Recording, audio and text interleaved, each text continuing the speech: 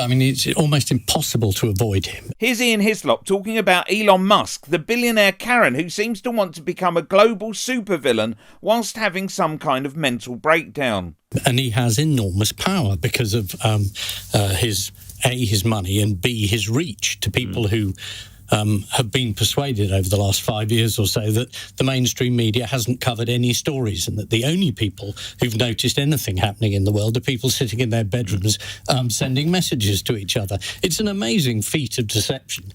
And I think we should have got onto him early on when he quite gratuitously called someone who was trying to help those boys in Thailand a paedophile. An American court let him off, the pedo guy.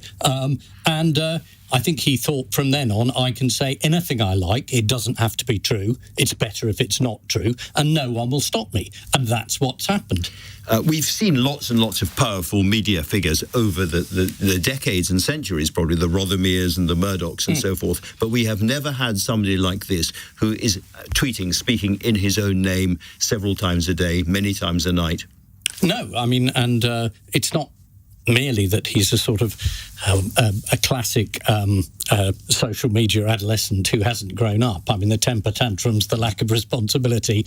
Yeah, I mean, the whole business was set up by a group of ungrown up men who are now running companies in their own image. And to see them now sucking up to Trump when they were quite happy not to suck up to him before, purely on the grounds that this is to their commercial advantage. They have no morality at all, literally none. And if we were having this conversation 48 hours ago, we would have said, well, in the end, it's only one organisation, it's only one part of social media, it's only X. But since then, Zuckerberg, who has Facebook and Instagram and Threads, has come and done exactly the same thing, saying he is going to mimic Musk, in effect.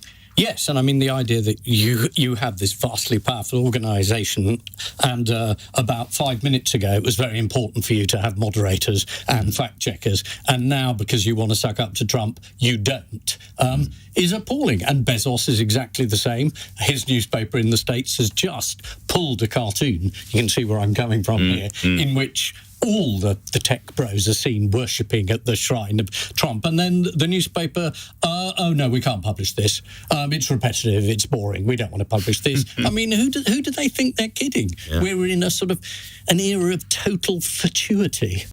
Click here for despicable Liz Truss's tweet on Jess Phillips.